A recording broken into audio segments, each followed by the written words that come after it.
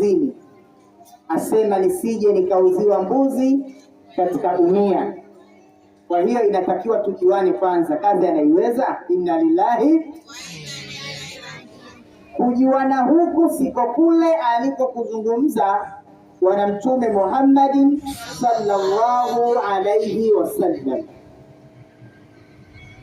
Mwanamke lazima umjue kabla ya kumuoa. Mwanaume lazima umjue kabla ya kukuoa.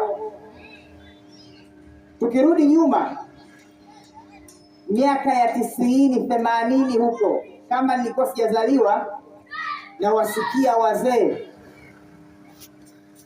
wenzetu walikuwa na mifumo maalum.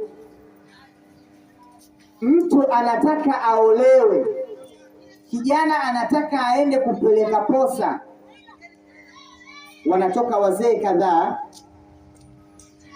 wanakwenda kubisha hodi katika nyumba kwa formula maalum, na ikiwezekana hata kuulizia kwa majirani wawili watatu, kijana wetu anataka aingie pale, unasemaje? Pale pazuri, mashallah, binti yuko vizuri, stara anayo, wazazi wake mashallah wamesoma dini. Atatoka tena atakwenda kwa mtu mwingine. Kinachotafutwa ni nini? Ni nguzo ya kwanza, at-taarufu, kujuana.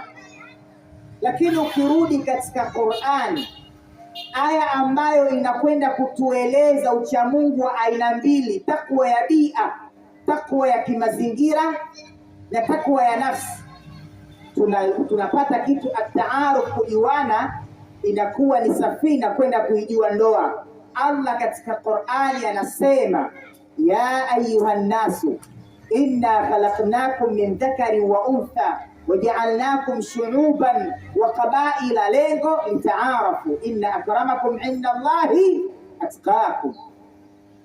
Tusimame kidogo.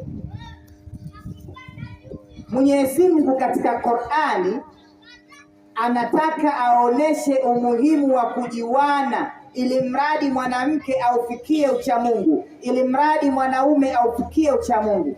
Asema ya ayuhan nasu, kwanza kawaita watu, hakuwaita waumini. Kwa hiyo ataingia Mpogopogo, ataingia Kiremile, ataingia sijui nani, watu wote amewaita Allah tabaraka wa taala.